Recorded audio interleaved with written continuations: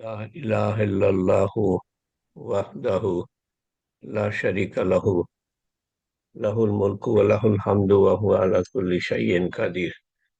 আল্লাহুম্মা সাল্লি আলা সাইয়্যিদিনা মুহাম্মদ জাযাল্লাহু আন্না মুহাম্মাদান সাল্লাল্লাহু আলাইহি ওয়াসাল্লাম মা হুয়া আহলুহু। আলহামদুলিল্লাহ আসসালাতু আসসালামু আলা রাসূলিল্লাহ সাল্লাল্লাহু আলাইহি সাল্লাম নাহমাদুহু নুসাল্লি আলা রাসূলিহিল কারীম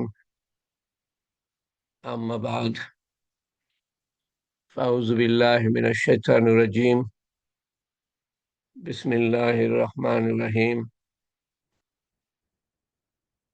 আল্লাহুম্মা সাল্লি আলা সাইয়্যিদিনা মুহাম্মদ। আসসালামু আলাইকুম ওয়া রাহমাতুল্লাহি ওয়া বারাকাতুহু ওয়া মাগফিরাতুহু।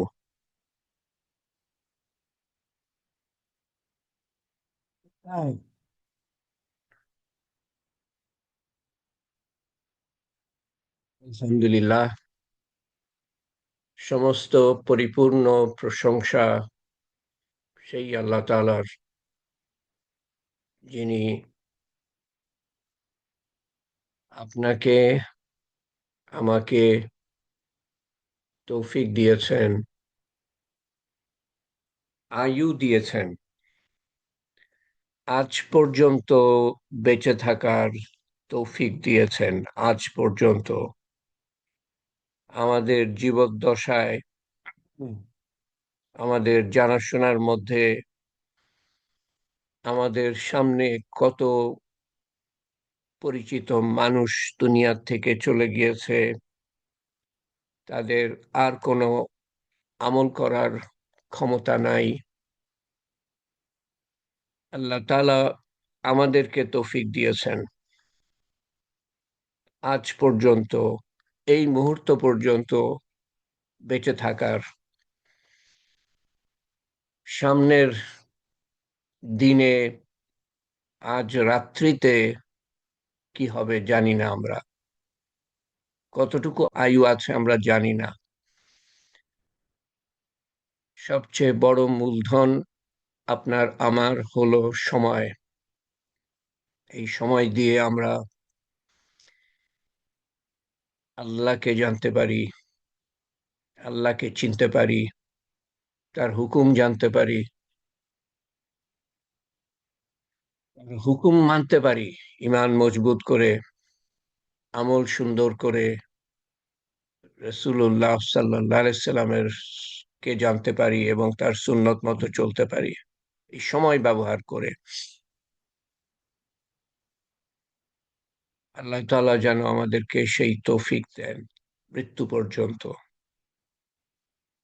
আল্লাহ তাআলা অশেষ মেহেরবান, আমাদের প্রতি অশেষ মেহেরবানি করেন মৃত্যু পর্যন্ত।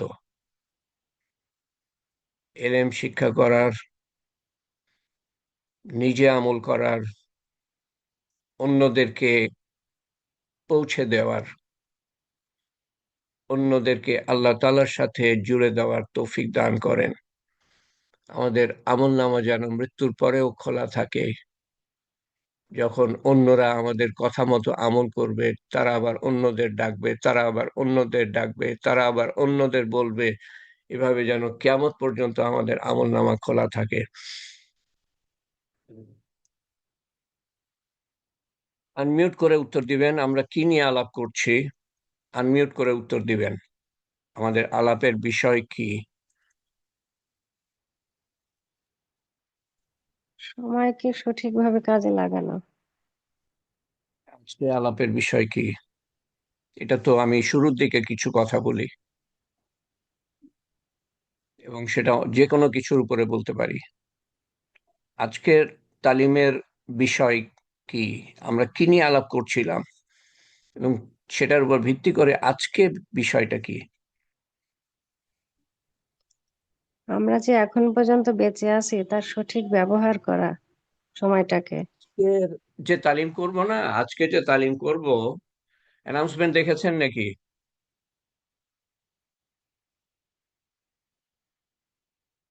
প্রত্যেক তালিমের আগে অ্যানাউন্সমেন্ট দেওয়া হয়। সেখানে যে অ্যানাউন্সমেন্ট তৈরি করে এন্তাজ আহমেদ, আমি খালি পোস্ট করি, সূরা হাদিসও দেয়। সূরা ফাতিহার হেলালুন ব্যাখ্যা। নাহার, সূরা সূরা ফাতিহার ব্যাখ্যা। আচ্ছা, সূরা ফাতিহা নিয়ে আজকে 18তম হালকা।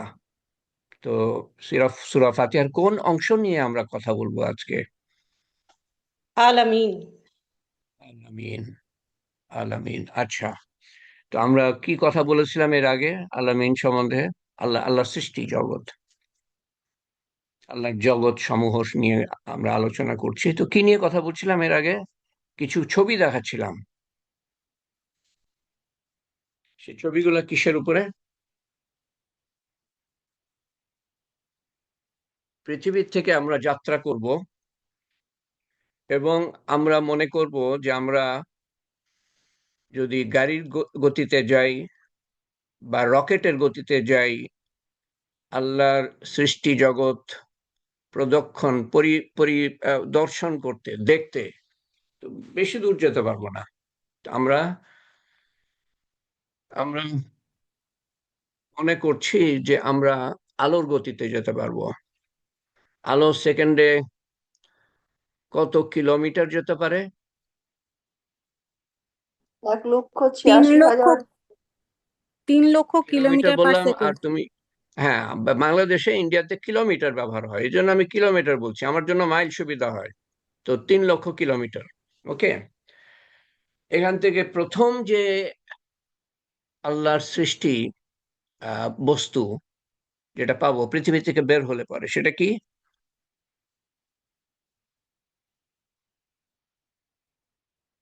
প্রথম বস্তু কোনটা পাবো?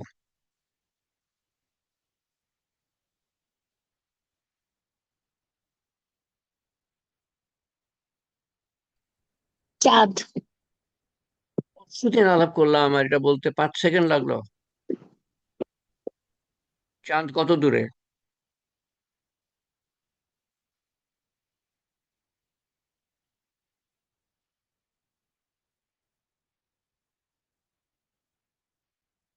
3,84,400 কিলোমিটার।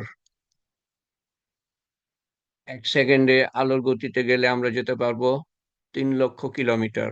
তার মানে চাঁদ থেকে একটু দূরে থাকবো, বেশ কিছু দূরে, কিন্তু আলোর গতিতে গেলে।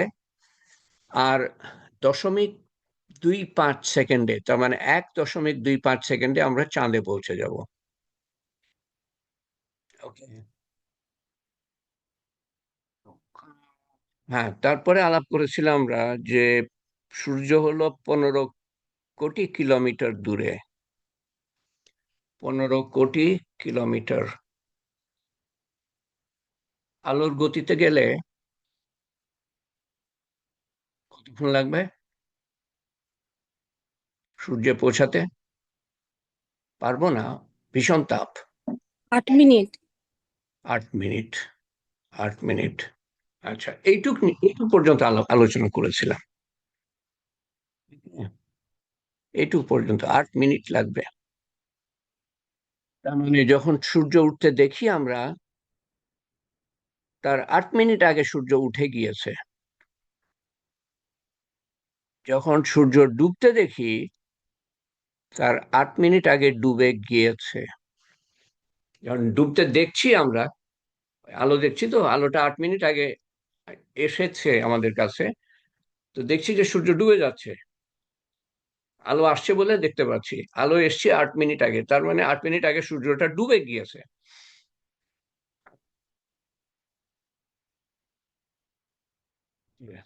এখন আমরা যদি আরেকটু ধারণা যদি আমি দিতে পারি এই দূরত্ব সম্বন্ধে, মনে করেন যে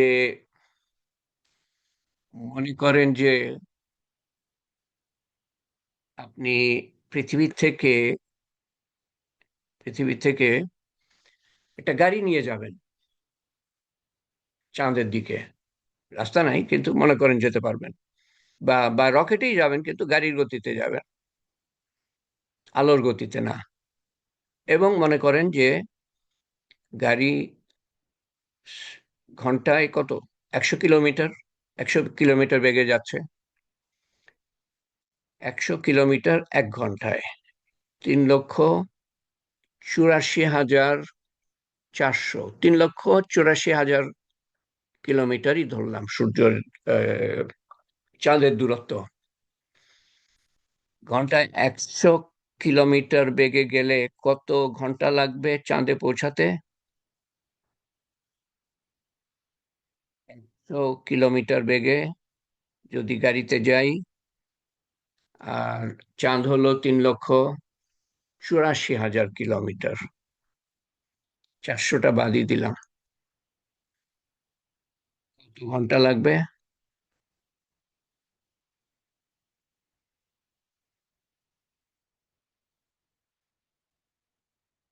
আরো ভালো বুঝতে পারবেন এই দূরত্ব সম্বন্ধে।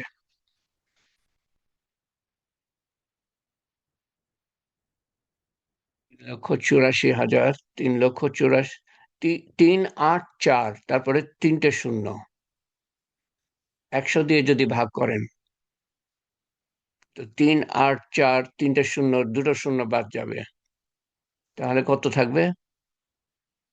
3,840 ঘন্টা, 3,844 ঘন্টা আসলে। যেটা আপনি যদি 24 দিয়ে ভাগ করেন, কারণ দিনে 24 ঘন্টা, তো 160 দিন লাগবে। বা যদি 160কে যদি আপনি 12 দিয়ে, 160 মাস, সরি দিন, 160 দিন, 30 দিনে মাস, 160কে 30 দিয়ে ভাগ করলে 5.34, তার মানে 5 মাসের একটু বেশি লাগবে চাঁদে পৌঁছাতে। রকেটের মাধ্যমে প্রায় 3 দিন সময় লাগে চাঁদে পৌঁছাতে। রকেট ঘন্টায় 18,000 মাইল বেগে যায়, তার মানে প্রায় 30,000-এর বেশি কিলোমিটার বেগে যায় একটা রকেট। আচ্ছা, বুধ গ্রহ বাদ দিলাম, কথা বলেছি আমরা। পৃথিবী হতে 8 মিনিট, 8.3 মিনিট লাগে, আসলে একটু বেশি লাগে। আচ্ছা, তাপমাত্রার সম্বন্ধে এখানে ধারণা দেওয়া আছে, প্রচন্ড তাপমাত্রা, খালি এটুকু জেনে রাখেন। সূর্যের একেবারে মধ্যভাগ, পৃথিবীর যে আগুন আছে তার থেকে 30,000 গুণ বেশি তাপ সূর্যের মধ্যভাগ। আর সূর্যের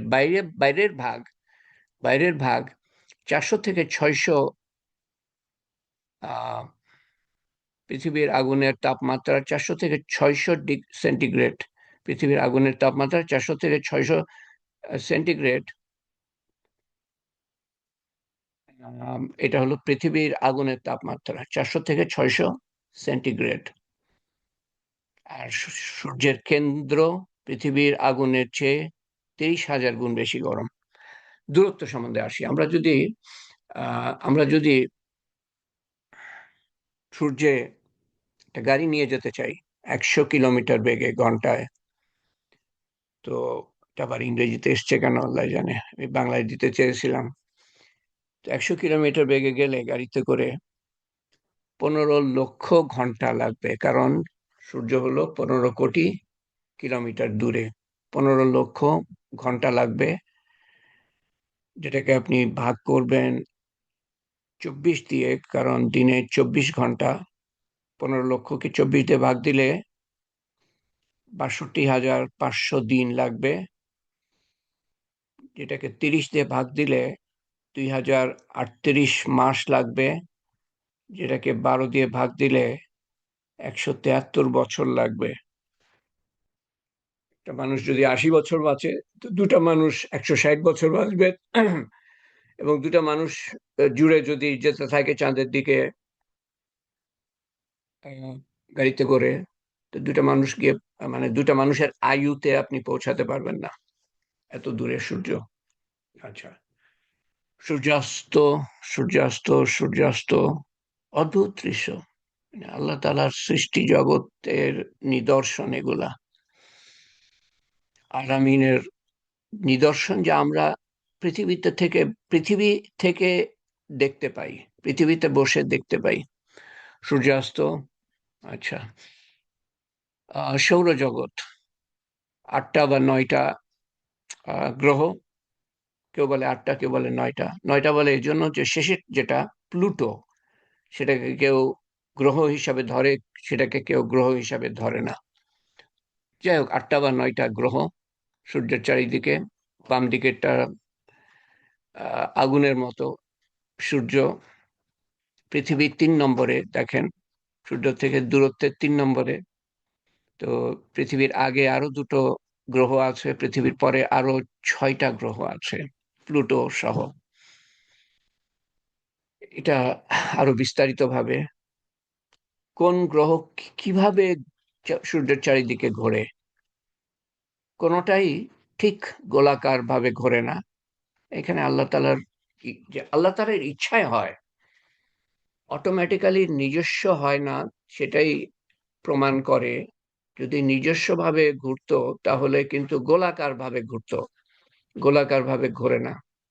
আল্লাহ তাআলা যেরকম নির্ধারণ করে দিয়েছেন সেভাবেই ঘোরে।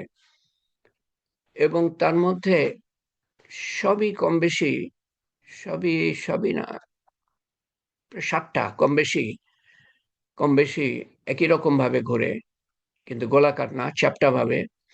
কিন্তু একটা প্লুটো সবচেয়ে শেষে যেটা, এবং এবং আরেকটা, এটা হলো প্রথমটা, মনে হয় প্রথমটা, সূর্যের সবচেয়ে কাছে যেটা,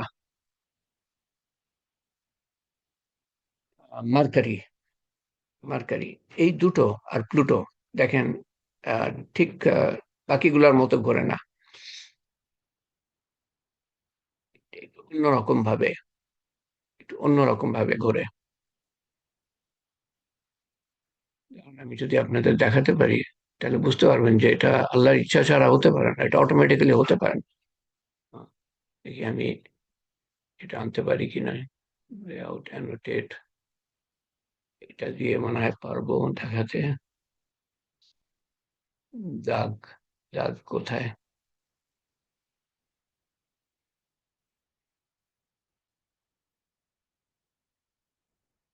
ইরেজার, স্ট্যাম্প,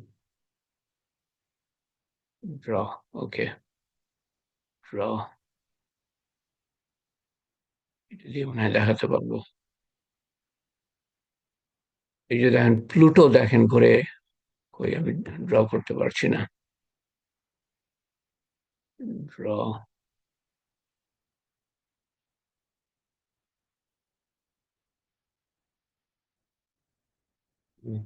ড্র হচ্ছে না তো, লাইন, ওকে। প্লুটো দেখেন ঘুরে, এই যে এটা হলো প্লুটো। না, এটা হচ্ছে না, দেখেন লেখা আছে প্লুটো। সেটার যে কক্ষপথ, সেটা অন্যগুলার কক্ষপথের মতো না। আর সূর্যের সবচেয়ে কাছে যেটা, সেটার কক্ষপথ অন্যগুলার কক্ষপথের মতো না। আমি এটা কার্যকর করতে পারছি না দেখাবার জন্য।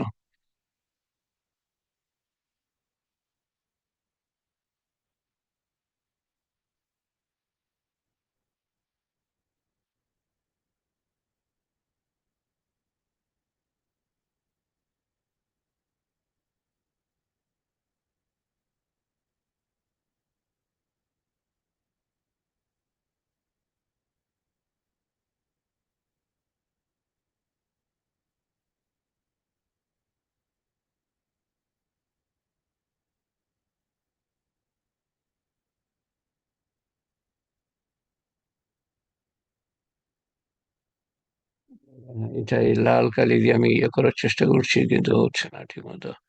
এটা হলো প্লুটোর কক্ষপথ, এই যে এদিক দিয়ে, এটা অন্যরকম, অন্যগুলার থেকে আলাদা, অন্যগুলোর থেকে আলাদা কক্ষপথ, অন্যগুলোর থেকে আলাদা। এটা হলো প্লুটোর কক্ষপথ, কম বেশি। আর অন্যগুলো দেখেন অন্যভাবে, যদি বুঝতে পারেন আর কি। তা আমি তো এখান থেকে বার হওয়ার চেষ্টা করছি। মাউস, ওকে, এটাতে মাউস পাওয়া যাবে।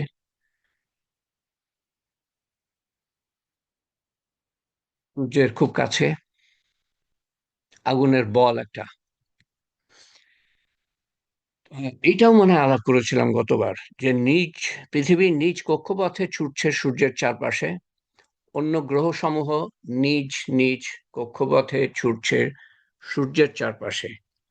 তো পৃথিবী ছুটছে, তার চারিদিকে আবার চাঁদ পৃথিবীর চারিদিকে ছুটছে। অন্যান্য গ্রহ, তাদের যে চাঁদের মতো যাই আছে, সেগুলোও কিন্তু তাদের চারিদিকে ঘুরছে, এবং তাদের চাঁদ সহ তারাও সূর্যের চারিদিকে ঘুরছে। এবং সৌরজগৎ সূর্য সহ মহাশূন্যের মধ্যে দিয়ে ঘন্টায় 8,30,000 কিলোমিটার বেগে একটা কক্ষপথে ছুটছে।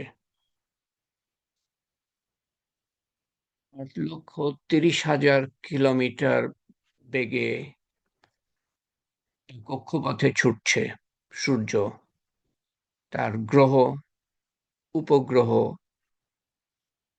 সহ। 8,30,000 কিলোমিটার বেগে ছুটছে। এর মধ্যে যে কত জটিলতা আছে, এবং এই 8,30,000 কিলোমিটার বেগে সূর্য এবং সূর্যের সাথে সমস্ত গ্রহ উপগ্রহ যে একটা কক্ষপথে ছুটছে, সেই কক্ষপথ পুরা অতিক্রম করতে 23 কোটি বছর লাগবে। 23 কোটি বছর লাগবে।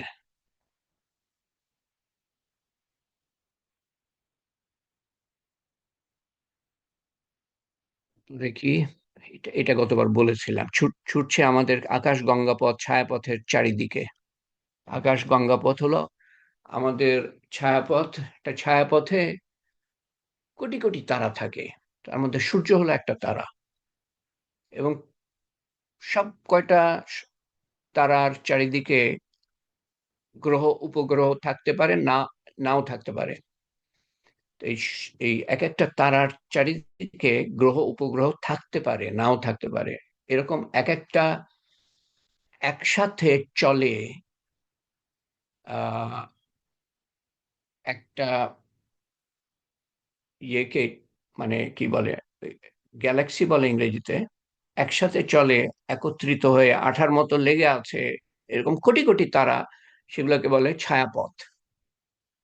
এরকম পৃথিবীতে কোটি কোটি ছায়াপথ আছে, এক একটা ছায়াপথের সাথে কোটি কোটি তারা আছে। অর্থাৎ কোটি কোটি কোটি কোটি তারা, সমস্ত এই বিশ্ব যা আমরা দেখতে পাই, সমস্ত বিশ্বে না কিন্তু, যা আমরা পর্যবেক্ষণ করতে পারে, যা যা বৈজ্ঞানিকরা।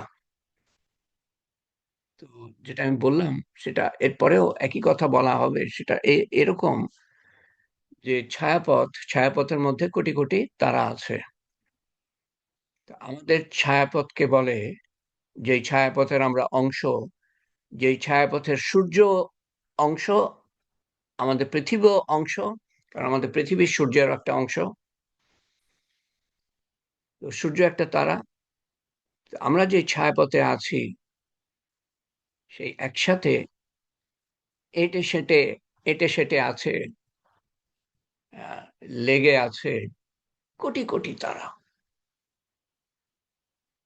এটা মিলে একটা ছায়াপথ। এরকম কোটি কোটি ছায়াপথ আছে এই প্রথম আকাশের নিচে। প্রত্যেকটা ছায়াপথে কোটি কোটি তারা আছে, এবং আরো অন্যান্য জিনিস, বস্তু, গ্রহ উপগ্রহ আছে কোটি কোটি। মানে যেটুক বিশ্ব বৈজ্ঞানিকরা পর্যবেক্ষণ করতে পারে, দেখতে পারে দূরবীন দিয়ে, সেইটুককে বলা হয় পর্যবেক্ষণীয় বিশ্ব, যেটাকে পর্যবেক্ষণ করা যায়, দেখা যায়। তো সেই পর্যবেক্ষণ করা যায়, দেখা যায় বিশ্বে কোটি কোটি কোটি কোটি তারা, গ্রহ উপগ্রহ, অন্যান্য বস্তু আছে।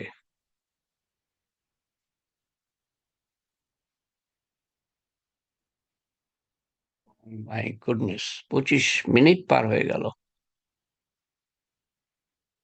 সবচেয়ে আশ্চর্যের বিষয় হলো যে এই কোটি কোটি কোটি কোটি তারা বলেন আর গ্রহ বলেন আর উপগ্রহ বলেন বা অন্যান্য বস্তু আছে, তাদের যে তারা এক জায়গায় দাঁড়িয়ে নাই, কিন্তু তারা ছুটছে ছুটছে তো ছুটছে চন্ড বেগে, চন্ড বেগে ছুটছে তারা। একটা প্রত্যেকে কক্ষের মধ্যে দিয়ে, একটা রাস্তার মধ্য দিয়ে, এবং সেই রাস্তার বাইরে তারা যেতে পারে না।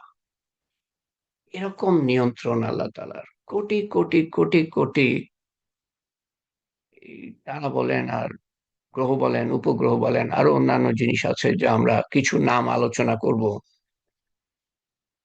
তো তাদের যে কক্ষপথ আছে, সে কক্ষপথের বাইরে কেউ যেতে পারে না, সামান্যতম এদিক ওদিক হয় না। এটাই প্রমাণ করে এগুলা অটোমেটিক্যালি নিজের থেকে সৃষ্ট হয় নাই। নিজের থেকে সৃষ্ট হলে কিছু খুঁত থেকে যেত। অত্যন্ত অসীম শক্তিশালী, ক্ষমতাশালী, বিচক্ষণ এক স্রষ্টা, যিনি এত বিশাল সৃষ্টি করতে পারেন। বিশাল সৃষ্টির মধ্যে কোটি কোটি কোটি কোটি তারা আছে এবং আরো অন্যান্য বস্তু আছে।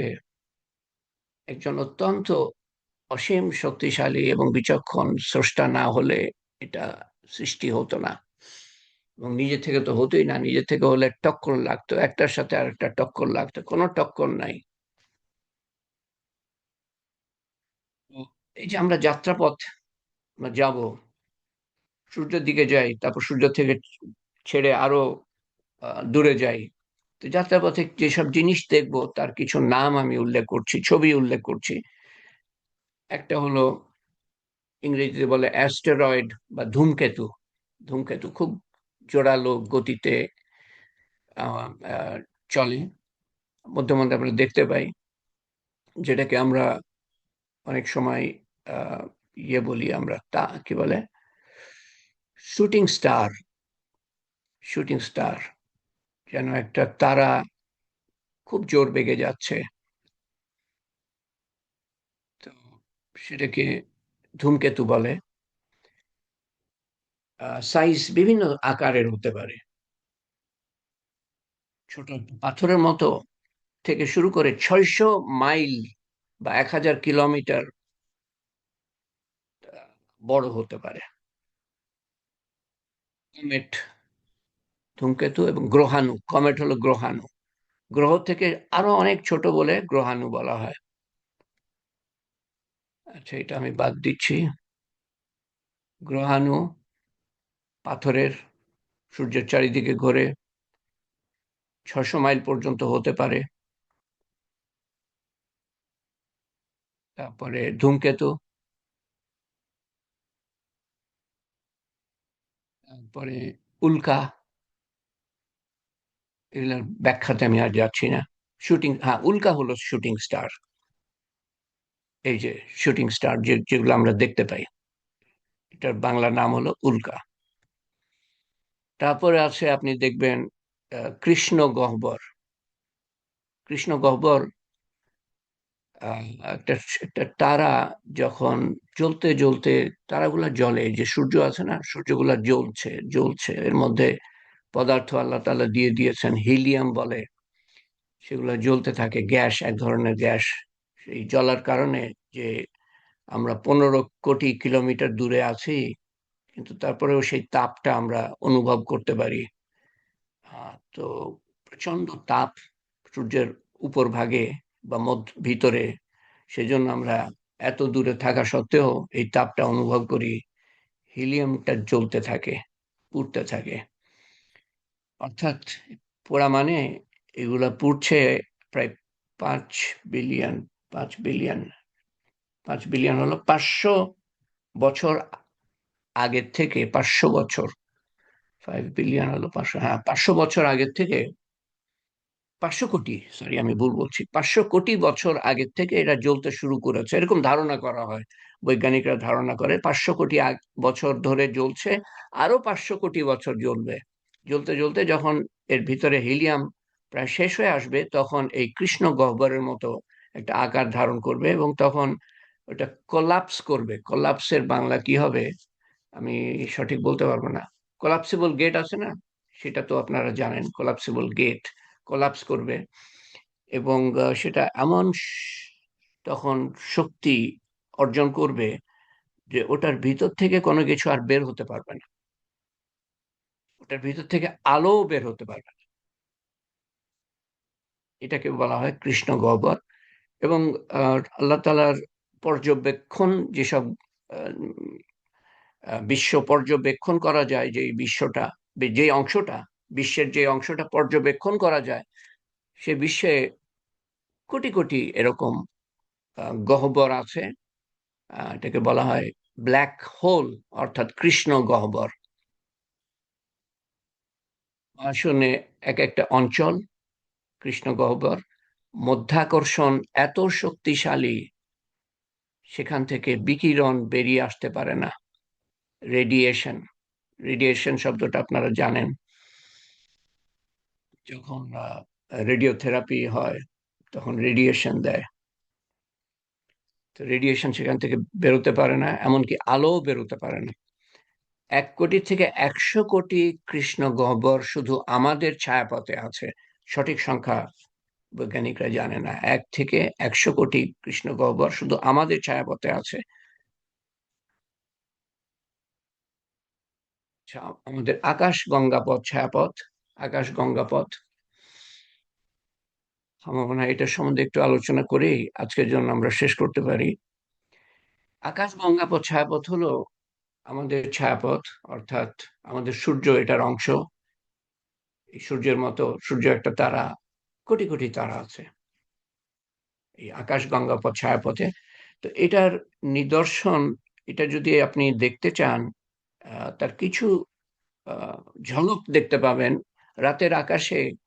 আপনি দেখবেন যে তারার একটা রথ যাত্রার মতো, সাদা পথের মতো তারা ছেয়ে আছে আকাশটাকে। যা কিছু তারা দেখেন সব আমাদের ছায়াপথের মধ্যে, যা কিছু তারা আমরা দেখতে পাই খোলা আকাশে রাত্রিবেলায় সব আমাদের ছায়াপথের মধ্যে,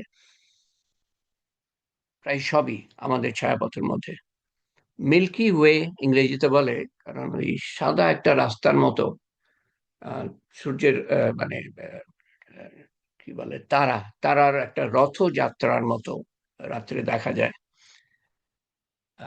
সেটার কারণেই এটাকে মিল্কি ওয়ে বলে। এবং এর মধ্যে যে এত তারা আছে, যে এই ছায়াপথ, এটা একটা অঞ্চল, তো অঞ্চল, এর মধ্যে কোটি কোটি কোটি কোটি তারা আছে। তো এই অঞ্চলটার এক প্রান্ত থেকে আরেক প্রান্ত আপনি যদি যেতে চান, আলোর বেগে যেতে পারেন, এক প্রান্ত থেকে আরেক প্রান্ত আলোর বেগে যদি যেতে পারেন, তো 1 লক্ষ বছর লাগবে এক প্রান্ত থেকে আরেক প্রান্ত যেতে। এই আহ, কি বলে, এই ছায়াপথ অতিক্রম করতে, আকাশ গঙ্গা ছায়াপথ অতিক্রম করতে এক 1 লক্ষ বছর লাগবে আলোর গতিতে গেলে। তো সেটাকে বলা হয় 1 লক্ষ আলোক বছর। 1 লক্ষ আলোক বছর, তার মানে আলোর গতিতে গেলে পরে 1 লক্ষ বছর গেলে পরে যে পথ আমরা অতিক্রম করতে পারবো, সেই পথকে আলোক বছর বলে। তো এই যে রাত্রির আকাশে যে আহ, সূর্যের, সরি, তারার রথযাত্রা রাস্তার মতো করে আছে তারা, এরকম দেখতে পান আপনারা। তো সেটারই একটা ছবি। আকাশগঙ্গা ছায়াপথের আয়তন 1 লক্ষ আলোক বছর। 20,000 থেকে 40,000 কোটি তারা আছে। 20,000 থেকে 40,000 কোটি তারা আছে। কে গুনতে পারে সঠিকভাবে, সেই জন্য আন্দাজ করা হচ্ছে 20,000 থেকে 40,000 কোটি তারা আছে, আরো বেশি হতে পারে। আমি প্রথম যখন এগুলো সম্বন্ধে আহ, পড়াশোনা শুরু করি, এটা হলো আজ থেকে ঠিক 49 বছর আগে, ঠিক 49 বছর আগে 1976 সালে আমি প্রথম এগুলো সম্বন্ধে আমার আমার আহ, জাগে কৌতূহল। তখন সংখ্যা অনেক কম ছিল। এখন যত বেশি আহ, হিসাব করতে পারে বৈজ্ঞানিকরা, তত সংখ্যাটা বাড়ছে। 20 থেকে 40 হাজার কোটি তারা আমাদের ছায়াপথে। সূর্য একটা মাঝারি আকারের তারা, সূর্য একটা তারা কিন্তু মাঝারি আকারের। সূর্য থেকে লক্ষ গুণ তেজস্বী তারা আছে, অনেক ধূলিকণা ও গ্যাস, যার দ্বারা আরো হাজার হাজার কোটি তারা তৈরি হতে পারে। এই যে এই জায়গার মধ্যে আহ ছায়াপথের এর মধ্যে যে জায়গা, আমাদের এখান থেকে সূর্য থেকে অনেক দূরে হলো প্রথম আরেকটা তারা, তার থেকে আরো দূরে আরেকটা তারা, এরকম। তো এই এই এই মধ্যবর্তী জায়গায় অনেক ধূলিকণা আছে, গ্যাস আছে, যার দ্বারা আরো হাজার হাজার কোটি তারা তৈরি হতে পারে। এবং ধারণা করা হচ্ছে যে এর মধ্যে যে গ্যাস আছে, ধূলিকণা আছে, এগুলা দিয়ে এক একটা তারা তৈরি হয়। কোটি কোটি সৌরজগৎ আছে। এই এই আমাদের সৌরজগতে সূর্য আছে, সূর্যের চারিদিকে 9টা গ্রহ মনে করেন। এটা নিয়ে একটা সৌরজগৎ হলো। তো 20 থেকে 40 হাজার কোটি তারা আছে। এর মধ্যে অনেক তারার চারিদিকে উপগ্রহ, গ্রহ উপগ্রহ আছে। অনেক সূর্যের চারিদিকে গ্রহ উপগ্রহ আছে। যেমন আমরা একটা গ্রহের মধ্যে, পৃথিবী সূর্যের চারিদিকে ঘুরছে। তো 40 হাজার কোটি তারা যদি থাকে, তো তাদের মধ্যে অনেক তারার চারিদিকে সূর্য, গ্রহ উপগ্রহ আছে। তো তার মানে কোটি কোটি সৌরজগৎ আছে, গ্রহ আছে, উপগ্রহ আছে, ধূমকেতু আছে, গ্রহাণু আছে, উল্কা, এবং আরো যেটাকে আহ, ইংরেজিতে বলে ডার্ক ম্যাটার। ডার্ক ম্যাটার, এটার পরিষ্কার আহ, আমি ব্যাখ্যা আমি দিতে পারবো না এখানে। তো আর আর বেশিরভাগ জায়গায় হলো যেটাকে বলা হয় ডার্ক ম্যাটার, ওর মধ্যে সঠিক এটা বলা মুশকিল যে কি আছে আমাদের। আচ্ছা, এইটুকু থাক আজকে, এইটুকু থাক। আমাদের নিকটতম যে সৌরজগৎ, সেটা সম্বন্ধে এরপরে বলবো, এবং তারপর আমরা এগিয়ে যেতে থাকবো। আল্লাহ তাআলার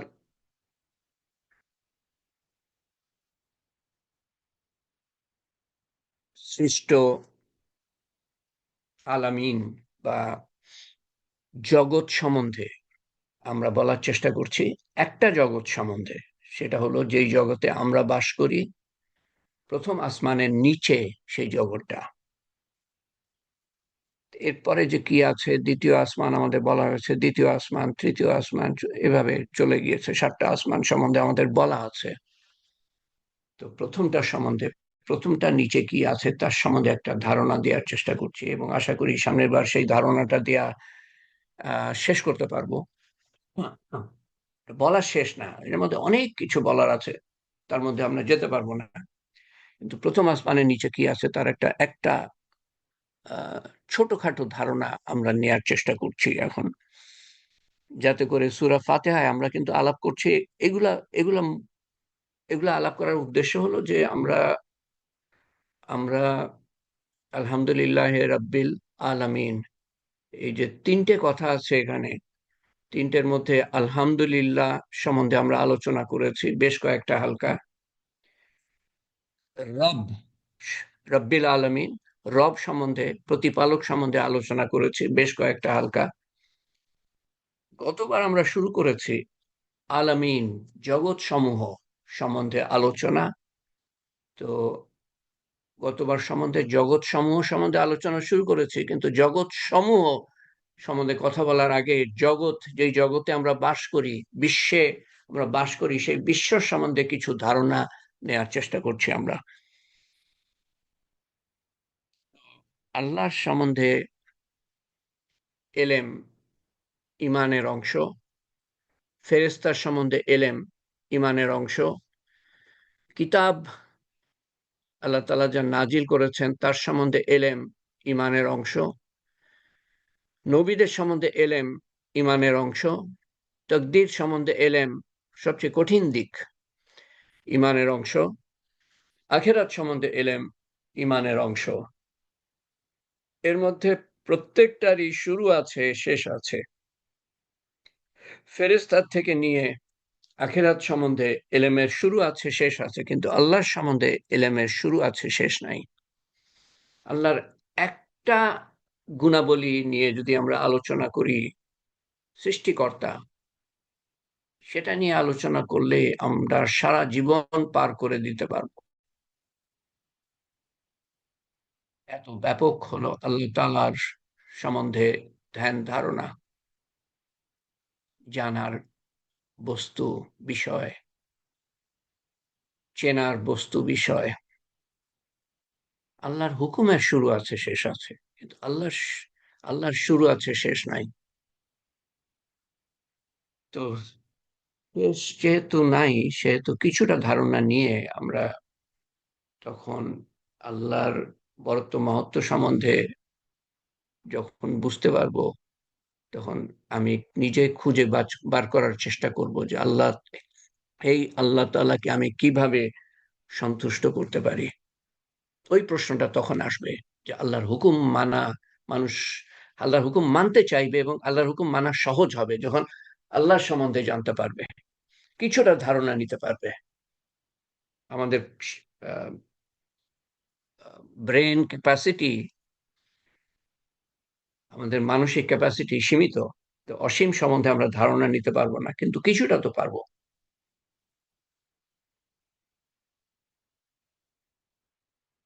এবং এই অংশটা কঠিন, মোটেই সহজ না। যে কিছুটাও বুঝতে পারেন তাহলেও হবে। আল্লাহ তাআলা আমাদেরকে কবুল করেন, বুঝ দান করেন, ধ্যান ধারণা দান করেন, তার সম্বন্ধে জানার তৌফিক দেন, চেনার তৌফিক দেন, তার হুকুম জানার ও মানার তৌফিক দেন রাসূলুল্লাহ সাল্লাল্লাহু আলাইহি সাল্লামের সুন্নত অনুযায়ী। জীবনের উদ্দেশ্য হলো আল্লাহ তাআলা পাঠিয়েছেন, আমরা কিন্তু নিজের থেকে আসি নাই।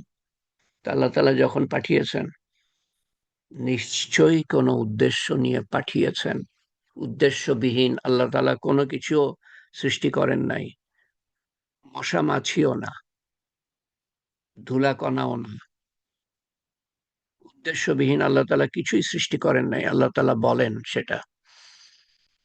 তো আমাদের যে সৃষ্টি করেছেন নিশ্চয়ই উদ্দেশ্য নিয়ে। সেই উদ্দেশ্যটা জানা হলো আমাদের চ্যালেঞ্জ। সেই উদ্দেশ্য আমরা বুঝতে পারবো না আল্লাহ তাআলা যদি না জানান। আল্লাহ তাআলা জানাবার জন্য নবীদের পাঠিয়েছেন যুগে যুগে, এবং আমাদের অসীম ভাগ্য যে আমাদেরকে শেষ নবীর উম্মত করে পাঠিয়েছেন, যেই নবীর উম্মত হওয়ার জন্য অন্যান্য নবীরাও দোয়া করেছিলেন। তারা নবী হওয়া সত্ত্বেও তাদের দোয়া কবুল করা হয় নাই। আমরা কোনো দোয়া ছাড়া কেউ বলতে পারবে না যে আমরা দোয়া করেছি। কেউ আমাদের মধ্যে দোয়া করেছে যে শেষ নবীর উম্মত করে পাঠাও, কেউ দোয়া করে নাই। দোয়া ছাড়াই আমাদের আল্লাহ তাআলা পাঠিয়েছেন। অশেষ মেহেরবানি নবীরা নবী হওয়া সত্ত্বেও দোয়া করেও তারা এই নবীর উম্মত হয়ে আসতে পারবে না ঈসা আলাইহিস সালাম ছাড়া। তো এটা মর্যাদা বোঝার চেষ্টা করেন। নবীরা দোয়া করে আসতে পারে নাই, আপনি আমি দোয়া ছাড়া আল্লাহ তাআলা পাঠিয়েছেন, নিশ্চয়ই উদ্দেশ্য আছে। সেই উদ্দেশ্যটা আল্লাহ তাআলা বলে দিচ্ছেন দুই ভাবে। এক জায়গায় বলছেন এটা মানুষ, সাধারণভাবে মানুষ এবং জিনের জন্য বলছেন, সাধারণভাবে।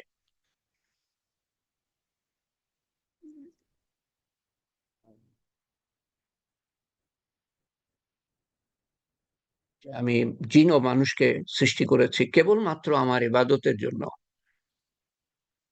ওয়ামা খালাকতুল ওয়ামা খালাকতুল ইনসি ওয়াল জিন্নি ওয়াল ইনসি ইল্লা লিয়াবুদুনি।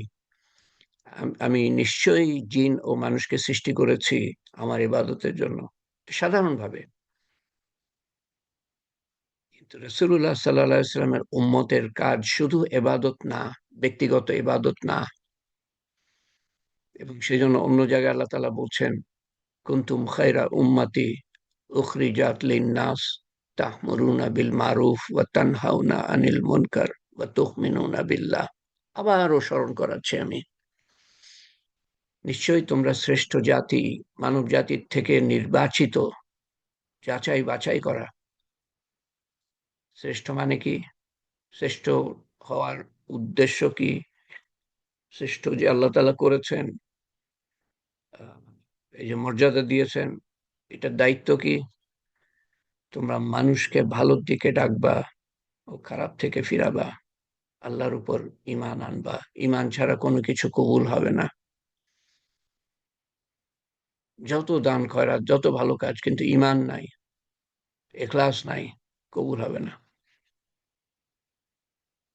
মর্যাদা বোঝার চেষ্টা করি, নাহলে সমূহ বিপদ। والعصر إن الإنسان لفي خسر إلا الذين آمنوا وعملوا الصالحات وتواصوا بالحق وتواصوا بالصبر। সাহাবারা একে অপর থেকে বিদায় নেওয়ার আগে সূরা আসর স্মরণ করাতেন, যার অর্থ হলো যে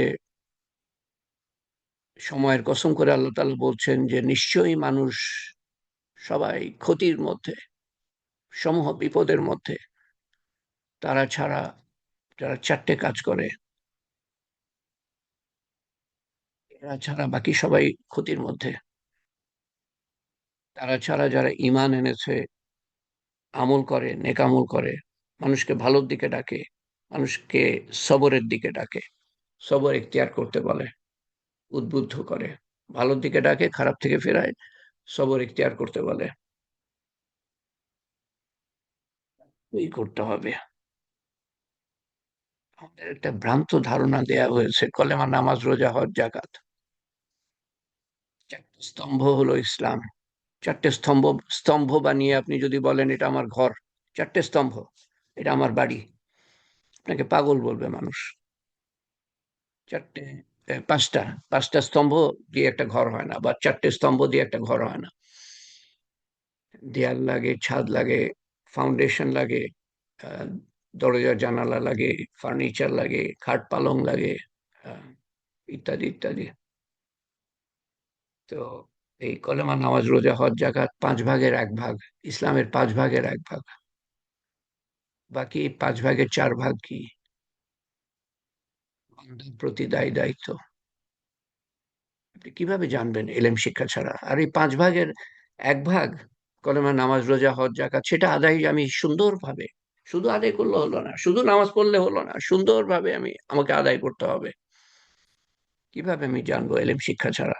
সেই জন্য বলা হয়েছে, 1 অধ্যায় সামান্য একটু এলেম শিক্ষা করলে 1000 রাকাত নফল নামাজের থেকেও বেশি সওয়াব দিবেন আল্লাহ তাআলা। কত বেশি আল্লাহ জানেন। 1000 রাকাত, 2 রাকাত নামাজ পড়ে দেখেন কিরকম লাগে। 1000 রাকাত আমল করতে না পারলেও, আমল করলে আরো সওয়াব, মানুষের কাছে পৌঁছালে আরো সওয়াব, এবং এটা আপনার দায়িত্ব। এটার কারণেই আপনি শ্রেষ্ঠ উম্মত। প্রশ্ন যখন হবে আমার দ্বীনের জন্য কি করেছো, কি উত্তর দিব? আল্লাহুম্মা আমিন। আল্লাহুম্মা সাল্লি আলা সাইয়্যিদিনা মুহাম্মদ জাযাল্লাহু আন্না মুহাম্মাদান সাল্লাল্লাহু আলাইহি ওয়াসাল্লাম মাহু ওয়া আহলুহু। সুবহান রাব্বিয়াল আলিয়্যিল আ'লাল ওয়াহাব। সুবহানাল্লাহি ওয়া বিহামদিহি আদাদা খালকিহি ওয়া রিযা নাফসিহি ওয়া জিনাতা আরশিহি ওয়া মিদাদা কালিমাতিহি। اللهم أنت ربي لا إله إلا أنت عليك توكلت وأنت رب العرش الكريم ما شاء الله كان وما لم يشاء لم يكون ولا حول ولا قوة إلا بالله العلي العظيم أعلم أن الله على كل شيء قدير وأن الله قد أحاط بكل شيء علما اللهم إنا نعوذ بك من شر النفس والدابة أنت آخذ بناصيتها إن ربي على صراط مستقيم ربنا آتنا في الدنيا حسنة وفي الآخرة حسنة وقنا عذاب النار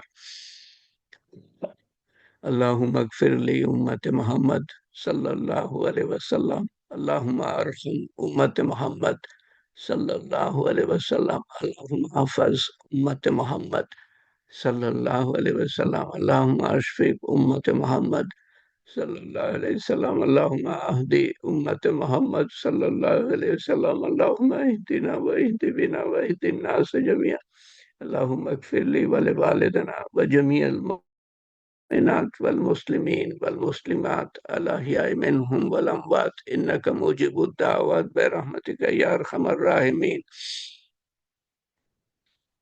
اللهم أسألك من خير ما سألك منه نبيك محمد صلى الله عليه وسلم ونعوذ بك من شر ما استعاذك منه نبيك محمد صلى الله عليه وسلم أنت المستعان وعليك البلاغ ولا حول ولا قوة إلا بالله العلي العظيم হে পাক পরবর্তীকার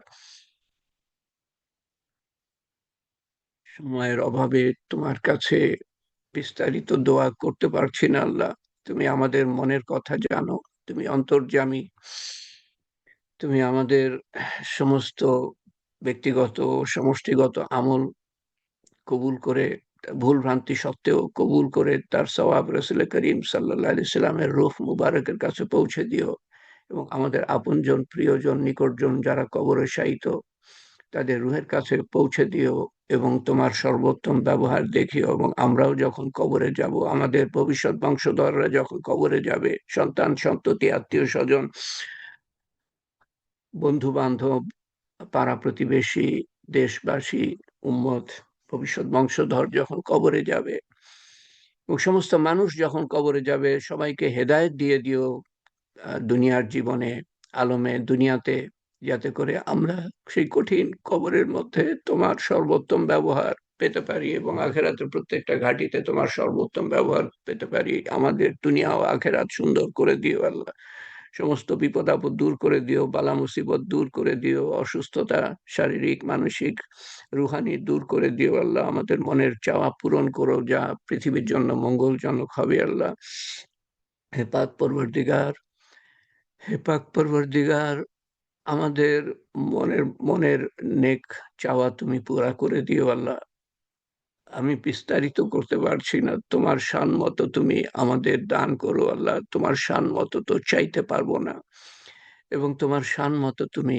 আমাদের হেফাজত করো তোমার শান মতো আমরা হেফাজত তো চাইতে পারবো না তোমার হাবিব সাল্লাল্লাহু আলাইহি সাল্লাম যা কিছু চেয়েছিলেন আমরাও তাই চাই তিনি যা কিছু থেকে পানা চেয়েছিলেন আমরাও তার থেকে পানা চাই আল্লাহ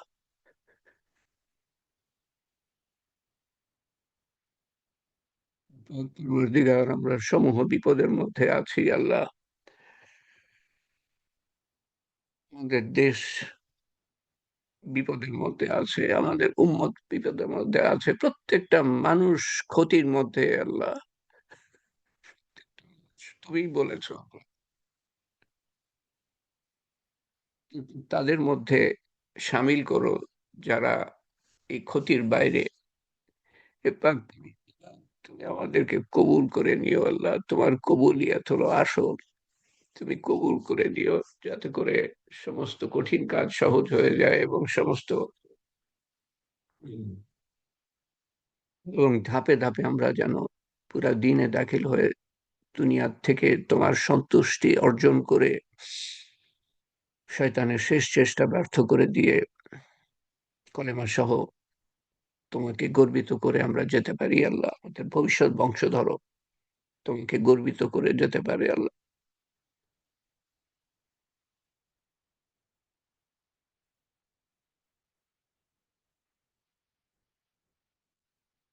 نسألك إيمانا كاملا يقينا صادقا علما نافعا رزقا واسعا عملا صالحا حياة طيبة دعاء مستجاب لسانا ذاكرا قلبا خاشعا رزقا حلالا طيبا شفاء من كل داء يا قاضي الحاجات يا رافع الدرجات يا حلال المشكل يا مجيب الدعوات برحمتك نستغيث يا أول الأولين يا آخر الآخرين يا أكرم الأكرمين يا أرحم الراحمين يا راحم المساكين يا ذي القوة المتين ربنا تقبل منا إنك أنت السميع العليم وتب علينا إنك أنت التواب الرحيم سبحان ربك رب العزة عما يصفون وسلام على المرسلين والحمد لله رب العالمين لا إله إلا الله محمد رسول الله صلى الله عليه وسلم لا إله إلا أنت سبحانك إنا كنا من الظالمين لا إله إلا الله محمد رسول الله صلى الله عليه وسلم سبحان الله وبحمده سبحانك اللهم وبحمدك أشهد أن لا إله إلا أنت أستغفرك وأتوب إليك আমিন ইয়া রাব্বিল আলামিন। আজকে আমি আর থাকতে পারবো না, মিটিং আছে 5 মিনিট পরে। তো মিটিং এর জন্য আমাকে প্রস্তুত হতে হবে। আল্লাহ হাফিজ, আল্লাহ মালিক, আল্লাহ রহিম, আল্লাহ করিম। ইনশাআল্লাহ সামনের বুধবারে আমরা মিলিত হব, একে অপরকে